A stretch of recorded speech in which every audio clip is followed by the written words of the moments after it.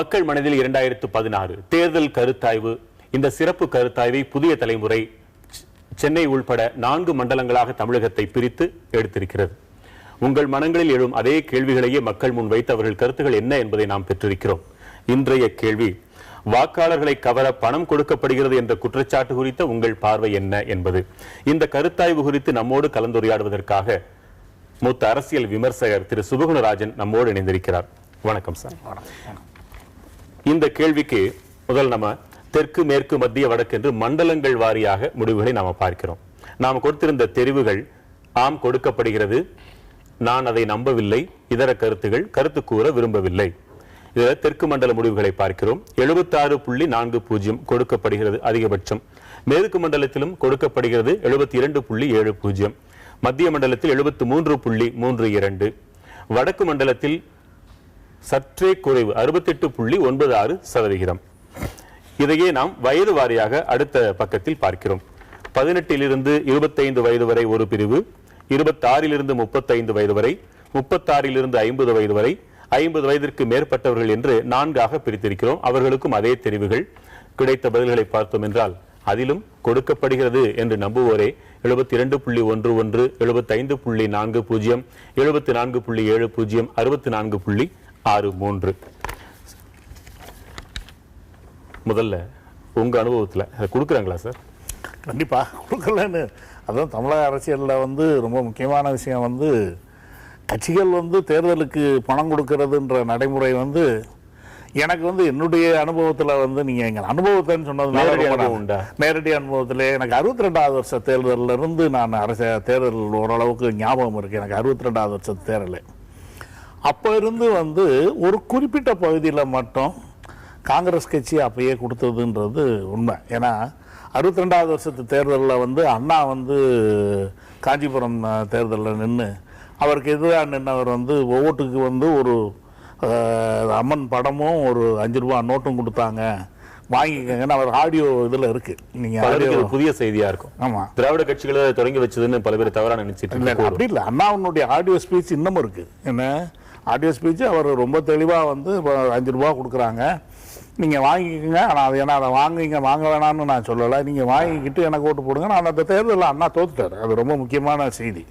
என்னென்னா அந்த தேர்தலில் அவர் காஞ்சிபுரம் தேர்தலில் தோத்தார். அப்போ காங்கிரஸ் கட்சி 62வது வருஷத்துலேருந்து அது தொடர்ந்து ஒரு பகுதியாக அது நிச்சயமாக அதுக்கு ஒரு காரணம். அப்போ என்ன சொல்லிட்டு இருந்தாங்கன்னா, ரொம்ப இந்த உழைக்கிற சமூகத்தில் இருக்கிறவங்கெல்லாம் தேர்தல் நாளில் அவங்களுடைய செலவுக்காக ஒரு சின்ன தொகை கொடுக்குறோம். என்ன அவங்களுடைய இதுக்காக வேலைக்கு போக முடியாது, அங்கே போக முடியாது, அதுக்காக ஒன்று கொடுக்குறோம் அப்படின்னு இருந்தது. அப்படித்தானே தொடங்குது எல்லாம். அப்படியே தொடங்குச்சு. ஆனால் இந்த 20 வருஷமா நடக்கிறது அதோட தொடர்பு இல்லை. இது என்ன சார், இது மாபெரும் ஒப்புதல் வாக்கு மூலமா இது ஆம் கொடுக்கப்படுகிறது இல்லை 70% மேலேயே இருக்குது. சொல்ல போனா 100% சொல்லணும். அது ஏன் சொல்லலன்றதுதான் நம்ம கேள்விக்கு வைக்கணும். சொல்ல விரும்பலன்றாங்க. நான் அதை நம்பவில்லை அப்படின்னு சொல்றவங்க எல்லாம் பணம் வாங்குறாங்களா? இல்லை, நான் அதை நம்பவில்லைன்றவங்க தான் கொடுக்குறவங்களா இருக்கும்னு நினைக்கிறேன். ஏன்னா அவங்க அவங்களே கொடுக்குற போது அதை நம்புறதுன்றது அதுக்கு எதிரான நடவடிக்கையாக போயிடுது இல்லையா? அதனால நான் நம்பவில்லைன்னு சொல்றது அதுலேருந்து முதல்ல விலகிக்கிறது தான். அந்த ஒரு குற்றத்திலிருந்து விலகிக்கிற ஒரு மனப்பான்மை தானே ஒழிஞ்சு இங்கே கொடுக்கப்படுறதுன்றது ரொம்ப சர்வசாதாரணமான உண்மை. உள்ளங்கை நெல்லிக்கனி மாதிரி என்னன்னா இன்னும் ரொம்ப வலியுறுத்தி சொல்லணும்னா, இந்த 20-25 வருஷ அரசியலில் ஆளுற கட்சி நிறையா கொடுக்கறதும், எதிர்கட்சி அதுக்கு மாற்றாக ஏதோ கொஞ்சமாவது கொடுக்கறதுன்றதும், என்ன மார்க்சிய கட்சிகள் கூட்டணியில் நிற்கும் போது மார்க்சிய கட்சிகள் சார்பாகவே திராவிட கட்சிகள் மக்களுக்கு பணம் கொடுக்கறதும் நடந்துக்கிட்டு தான் இருக்கு. ஏன்னா அவங்களுடைய கூட்டணியில் இவங்க நிற்கும் போது அந்த தொகுதியில் வெல்லணுன்ற இதில் கணக்கில் திராவிட கட்சிக்காரவங்க அந்தந்த தொகுதிக்கான இதை இவங்களே கொடுப்பாங்க. இவங்க பங்கு ஃபண்டிலேருந்தே அதை கொடுத்து அவங்களுக்கு இது பண்ணுறதுன்னு. ஏன்னா அவங்க வாங்கி கொடுக்குற பழக்கம் இல்லை. ஏன்னா அவங்களுக்கு ஏதோ ஒரு சில இடத்துல அவங்களுக்கு அந்த தயக்கம் இருக்கிறதுனால. அப்போ இந்த பணம் கொடுக்கப்படுறதுன்றதுல வந்து நம்ம அதில் ரெண்டாவது கேள்விக்கே இடம் இல்லை. நம்ம இதில் வந்து சரியா தப்பான்னு கேட்டிருந்தா அவங்க என்ன பதில் சொல்லியிருப்பாங்கன்னு எனக்கு தெரியல. நான் அதை தான் இல்ல நிச்சயமா. இப்போ குடிப்பவர்கள் எல்லோருமே டாஸ்மாக் ஆதரிப்பவர்கள் அல்ல. குடிச்சுக்கிட்டே கூட இது வேணாங்க, இந்த கொடூரம் வேண்டாம்னு சொல்றவங்க எத்தனையோ பேர் இருக்காங்க. அதே போல இந்த பணத்தை வாங்குவோர் எல்லாம் இதை எதிர்க்கவும் செய்வார்கள் என்றதை நம்ம நம்புறோம். கண்டிப்பா நம்பணும். இதுல இன்னொன்று முக்கியமான, இதெல்லாம் நம்ம முதல்ல வந்து குற்றச்சாட்டை நம்ம ஏத்துக்கிட்டதுக்கு அப்புறம் மக்கள் வந்து அவ்வளவு விலை போயிடுறாங்கன்ற இதில் நிலைப்பாடில் எனக்கு சம்மதம் இல்லைன்னு சொல்கிறேன். என்னென்னா, பணம் கொடுத்த உடனே அந்த பணத்தை வாங்கிக்கிட்டு அதன்படி தான் ஓட்டு போடுறாங்கன்னு சொல்கிறதே ரொம்ப அடிப்படையில் நான் வந்து அதை ரொம்ப ஸ்ட்ராங்காக ரொம்ப வன்மையாக அதை மறுக்கிறேன்.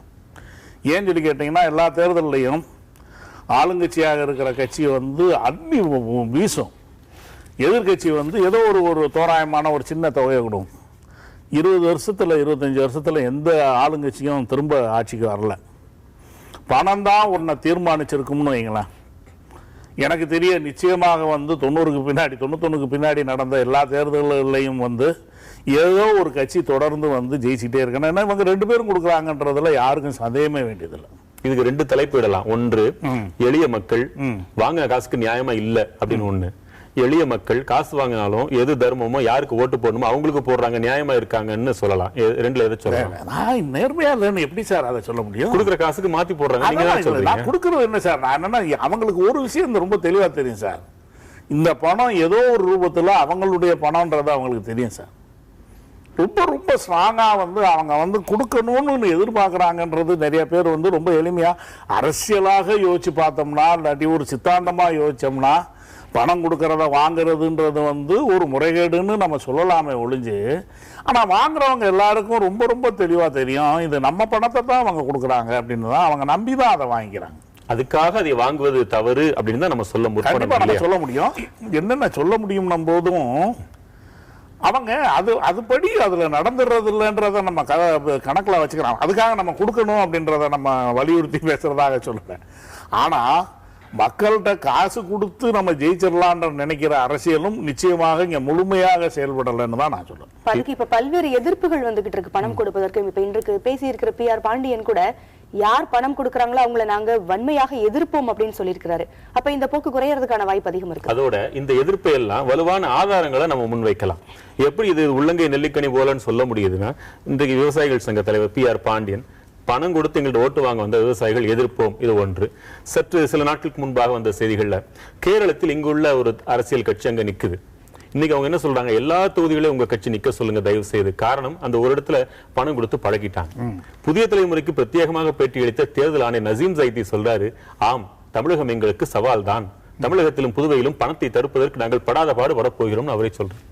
இவையெல்லாம் உதாரணங்கள். இந்த நிலைமை மாறுவதற்கு என்ன? PR பாண்டியன் சொன்னது நடைமுறை நடந்ததுன்னாக்க நான் உண்மையாகவே ரொம்ப பிரமாதமாக ரொம்ப வரவேற்கக்கூடிய விஷயம். அதில் நம்மளுக்கு ஒன்றும் எதிர்ப்பான செய்தி ஒன்றும் இல்லை. ஆனால் எங்கே பிரச்சனைனா, நீங்கள் ஒரு கிராமத்தில் வந்து பணம் கொடுக்கறத 2 தரப்பும் வந்து தவிர்க்கவே முடியாது. ஏன்னா இவங்க தடுக்கிறதுன்றது வந்து, இப்போ ஒருத்தர் கொடுக்குறவரை தடுத்தாங்கன்னா நீயும் கொடுக்கறதுனா கொடு, அவங்க கொடுக்கறத தடுக்காதுன்னு தான் சொல்லுவாங்க. நாங்கள் ஓட்டு யாருக்கு போடுறதுன்னு எங்களுக்கு தெரியும், ஏன்னா அவங்க கொடுக்குறத நீ தடுக்காத, தடுத்தவனுக்கு ஓட்டு போகாமல் போயிடும்ன்ற பயத்தில் தான் பாதி பேர் பேசாமல் இருக்காங்க. அரசியல் கட்சிகள் அங்கே வந்து தெரியாதுன்னு நினைக்கிறீங்க. ஒரு கிராமத்தில் வந்து அவன் 100 பேர் இந்த கட்சினா 100 பேர் அந்த கட்சி. அதனால் வந்து கொடுக்கும்போது பார்த்தீங்கன்னாக்க இவங்க வீடுகளை தவிர்த்து கொடுப்பாங்க. இதை விட ரொம்ப வேடிக்கையான விஷயங்களுமே நான்லாம் கலாய்வுலேயே பார்த்துருக்கேன். இப்போ வந்து இந்த கட்சிக்காரவங்க வீட்டு பெண்களோ இல்லாட்டி இவங்களோ வந்து எங்கள் வீட்டுக்காரர் தான் உறுப்பினர் எனக்கு கொடு அப்படின்னு சொல்லி கேட்பாங்க. 2 கட்சிக்காரவங்களும் மாற்றி 2 பேர்கிட்டையும் கேட்கறதுன்ற ஒரு வளமை. இது இந்த இலவசங்களை பெற்றுக்கொள்வதற்காக போராடுறாங்கல்ல, எனக்கு கொடுக்கல நான் அதை கௌரவ குறைச்சலா கருதுறேன், நான் மட்டும் என்ன உரிமை இல்லையா, எனக்கு உரிமை உள்ள பொருள் கொடு அப்படின்னு வாங்குறதும் இந்த பணத்தை வாங்குறதுக்கு உள்ள வேறுபாடு இருக்கா இல்லையா? கண்டிப்பா கண்டிப்பா, அது அடிப்படையிலேயே வேற இல்லை. அது இலவசம்னாலாம் நாமெல்லாம் வந்து இலவசத்துக்கு ஆதரவானது தான். அதாவது எவ்வளவு மோசமானது அப்படின்னு சொல்லி சொன்னாலும், என்ன பொருள் கொடுக்குறாங்கன்றதை பற்றி நம்மளுக்கு நிறைய அக்கறை இருந்தாலும், இலவசங்கள்லாம் நிச்சயமாக வந்து ஒரு சமூக மாற்றங்களில் நிறைய விஷயங்களை மாற்றுறதுக்கான ஒரு அடிப்படையான ஒன்றும் இல்லை. இந்த டிவி மாதிரி விஷயம் வந்து அவங்களுக்கு எதிராகவே செயல்பட்டதுன்றது தானே உண்மை. என்ன செய்திகள் வந்து அவங்களுக்கு எதிராக செய்திகள் வந்து எந்த அரசியல் கட்சிக்கு எதிராகவும் செய்திகளை வந்து கடைசி மனிதன் தெரிஞ்சுக்கிறதுக்கான ஒரு சாதனமா மாறிச்சு. இதை அவங்க யோசிச்சு பார்த்திருக்க மாட்டாங்க. நிச்சயமா பண்ணல இல்ல. ஏன்னா அப்ப வந்து அது என்ன பொருள் கொடுக்குறாங்கன்றத வச்சு சில பயனுழைவுகள் இருக்கும். இப்போ லேப்டாப் மாதிரி விஷயங்களை நம்ம எப்படி தப்புன்னு சொல்ல முடியும்? ஏன்னா 10ஆம் கிளாஸ் படிக்கிறவனும் 12ஆம் கிளாஸ் பையனுக்கும் வந்து லேப்டாப் கிடைக்கிறதுன்றத நம்ம இலவசங்களை வந்து நம்ம வேணாம்னு சொல்லலாம். ஆனால் அதோட இதை ஈக்குவேட் பண்ண முடியாது தான். கண்டிப்பா தொடர்ந்து பேசலாம். இன்னும் ஆண்கள் பெண்கள் பிரித்து பார்ப்போம். ஒட்டுமொத்த முடிவுகளை நாம் பார்ப்போம். ஒரு சிறிய இடைவேளைக்கு பிறகு மக்கள் மனதில் 2016 தேர்தல் கருத்தாய்வு தொடரும்.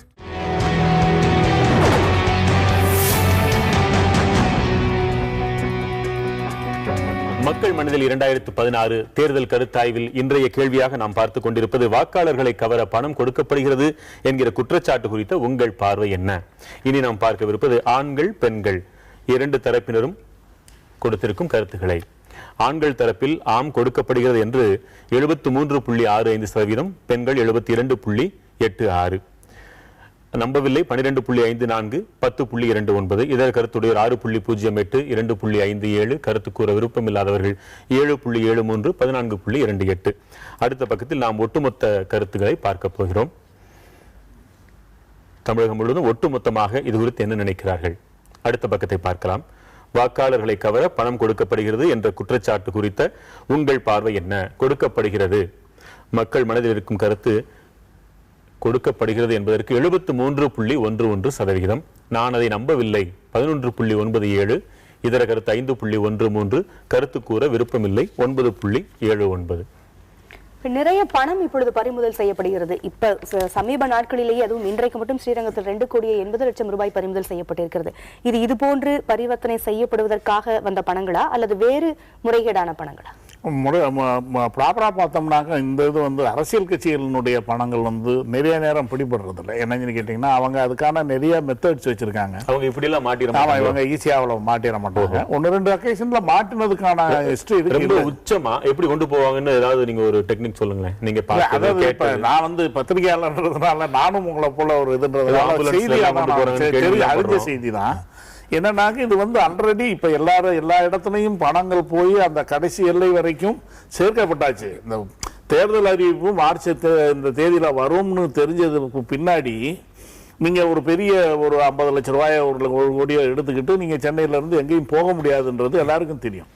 ஏன்னா நீங்க வழியில ஒவ்வொரு இடத்துலயும் நீங்க வந்து ஒவ்வொரு விளக்கம் சொல்லியோ இல்லாட்டி இது பண்ணியோ நீங்க சரி பண்ண முடியாது. சார், இதுல ஆளுங்கட்சி கொண்டு போய் கொடுக்குதுன்னா அதுக்கு என்ன இந்த பலம்லாம் இருக்குதுன்னு சொல்லலாம். எதிர்கட்சியும் கொண்டு போய் கொடுக்குதுன்னா இவங்களை விட தெளிவான ஒரு நெட்வொர்க் அமைப்பாளர்கள் உலகத்திலேயே இருக்க முடியாது. இந்த நெட்வொர்க்கின் படி எதை வேண்டுமானாலும் எங்க வேண்டும், கஞ்சால இருந்து அபின்ல இருந்து எல்லாத்தையுமே எல்லா வீடுகளுக்கும் நீக்கமர சப்ளை பண்ணிட முடியும். அவ்வளவு சிறந்த நெட்வொர்க் வச்சிருக்காங்கன்னு பொருள். கண்டிப்பா ஆக்சுவலா உண்மையாவே இன்னமும் சொல்லணும்னா நீங்க ரொம்ப சரியா தான் சொல்றீங்க. வந்து நெட்வொர்க்கிங் வந்து இவங்களுடைய நெட்வொர்க்கிங் சிஸ்டம் வந்து ரொம்ப பக்கா. ஒவ்வொரு கட்சியும் வந்து எப்படி அதை டிஸ்ட்ரிபியூட் பண்றதுன்றது இப்ப கடைசி எலெக்ஷன் ஹீட்ல இந்த மாதிரி இந்த மக்கள் நல கூட்டணி தேமுதிக இதெல்லாம் வந்து சஃபர் ஆக போறோம். சஃபர்னா மேபி நான் வந்து சும்மா ஒரு கருத்தா சொல்றேன். இடமே இதுதான். என்னன்னு கேட்டீங்கன்னாக்க ஒரு லெவல்ல அவங்களால இந்த காம்படிட்டிவா வந்து இந்த விஷயங்கள்ல அவங்களால ஃபங்க்ஷன் பண்ண முடியாது. ஏன்னா இதெல்லாம் மக்கள் மனச்சாட்சி அற்றவர்களாக இருந்தால் மட்டும்தான் இந்த சஃபரிங் எல்லாம். எப்படின்னா மக்கள் மனச்சாட்சி அற்றவர்கள்னு சொல்லணும்னாக்க வந்து ஒவ்வொருத்தருக்கும் ஒரு கருத்து சார்ந்தும் இருப்பாங்க இல்லையா? எப்படியும் வந்து நீங்க வந்து இப்ப வந்து இவங்க பேங்க்ல போடுங்க எடுத்துக்கிறேன். ஏன்னா அதுதான் நான் என்ன சொல்றேன், பேங்க்ல போடுறதையும் எடுப்பாங்க. அதெல்லாம் வேணாம்னு சொல்லி சொல்ல மாட்டாங்க. அது இல்லை விஷயம் அப்படி இல்லை. நான் என்ன சொல்றேன்னா அவங்க பணம்ன்றது நம்பிக்கையில் மட்டும் அவங்க வாங்குறதில்ல. வாங்குறதுக்கு நீங்க ஒரு காலத்துல எல்லாம் வந்து வாங்குறதுக்கு லாயலா இருக்கிறதுன்ற தன்மை வந்து இப்போ ரொம்ப குறைஞ்சிருக்குது. அதுதான் ரொம்ப முக்கியமான நான் இதுல பார்வையா பார்க்கறது. என்ன கேட்டீங்கன்னா அப்ப வந்து இந்த டிஸ்ட்ரிபியூஷனை வந்து ஏன் இவங்க பண்றாங்கன்ற ஒரு கேள்வியை கேட்டுட்டோம்னா இவங்களை பொறுத்தளவுல ரெலவெண்டா இருக்கிறதுன்றதாக மாறிடுது. இப்ப இந்த 2 கட்சிகளும் வந்து நம்மளுக்கு போட்டு போடுறாங்க போடல அதை பற்றி பரவாயில்ல, 60% 70% காசை கொடுத்துருன்னு சொல்லி முடிவு எடுத்துறாங்க. கொடுக்காதனால வரலன்ற பேச்சு கொடுத்துருவோம் அப்படின்னு. ஏன்னா இவங்க கொடுக்கலன்னா இவங்களுக்கு என்ன கூட இப்போ கம்யூனிஸ்ட் கட்சி கொடுக்கலன்னாக்க பரவாயில்ல, ஏன்னாக்கா அவங்களுக்கு என்ன சம்பாதிச்சாங்க, அவங்க கொடுக்கல. இவங்க 2 பேருக்கும் கொடுத்து ஆகணும்ன்ற டிமாண்ட்ல மாட்டி. ஒரு பழம் பாடல் உண்டு, கவர் விளந்த வரத்துளையில் காலதனை நுழைத்துக் கொண்டே ஆப்பையும் அசைத்துக் கொண்ட குரங்கை போல அகப்பட்டீர் நீரேன் பட்டினத்தடிகள் சொன்னது போல இந்த கட்சிகள் மாட்டிக்கிட்டாங்களோ, இனி மீண்டும் வர முடியாது. நீங்க இந்த லைனை இதுக்காக இந்த சோழ முக்கியமானது. ஏன்னா இவங்க ஆப்பரேஷன் குரங்கு மாதிரி மாட்டின இடம் தான் இது. ஏன்னா இதனால இந்த இதுன்றது பரிமாற்றம்ன்றது இந்த கட்சிகளுக்கே பெரிய சுமையாகவும் மாறி போச்சு. ஆனால் மீண்டும் வரணும்ன்றது உறுதி. கண்டிப்பா இதை நம்ம ஆதரவா எந்த நிலையை எடுக்க முடியாது. ஆதரவான நிலையில என்ன இருக்குது என்னை பொறுத்தளவுல நான் அதுல சொல்லணும்னு நினைக்கிறது என்னன்னா, இதுல ஒரு தீவிரமான தேர்தல் நடைமுறையில ஒரு மாற்றம் ஒண்ணுதான் இந்த விஷயங்களை சரி பண்ண முடியும்னு நான் நினைக்கிறேன். என்னன்னு கேட்டீங்கன்னா, கேம்பெயின் ஸ்டைலவே கம்ப்ளீட்டா கேம்பெயின் ஸ்டைல மாத்தி எல்லாம் கவர்மெண்ட் எக்ஸ்பென்ஸில் ஹோர்டிங்ஸு எல்லாமே யாருமே ஒரு கேண்டிடேட்னா கேண்டிடேட்டுக்கு மட்டும் ஒரு காரு, அது மட்டும் தான் பெர்மிட்டட். மற்ற கடியோ கட்டியோ இதை கட்டியோ ஒரு பக்கம், மக்களுக்கு விழிப்புணர்வு ஒரு பக்கம், அதுக்கு தொலைக்காட்சிகள் யாரும் உங்களை போன்ற விருந்தினர்களின் வாயிலிருந்து என்ன வருதோ அதுதான் விழிப்புணர்வு ஊட்டக்கூடிய. அதான் நான் சொல்றேன். அதுதான் எனக்கு என்னன்னா முக்கியமா என்னன்னு கேட்டீங்கன்னா, அந்த மாதிரி ஒரு தீவிரமான மாற்றம் நடைமுறை. இன்னொன்னு என்ன, இந்த தேர்தல் எல்லாம் ஒண்ணு சொல்லிட்டு இருக்காங்க, அதை நாளைக்கு நம்ம விரிவா நம்ம பேசலாம். இன்றைய பங்களிப்புக்கு ரொம்ப நன்றி. உங்களுடைய பெயரை போல அபூர்வமான ஒரு மாநிலமாக தமிழகம் என்றும் இருக்க வேண்டும் என்பது என்னுடைய விருப்பம். ரொம்ப நன்றி.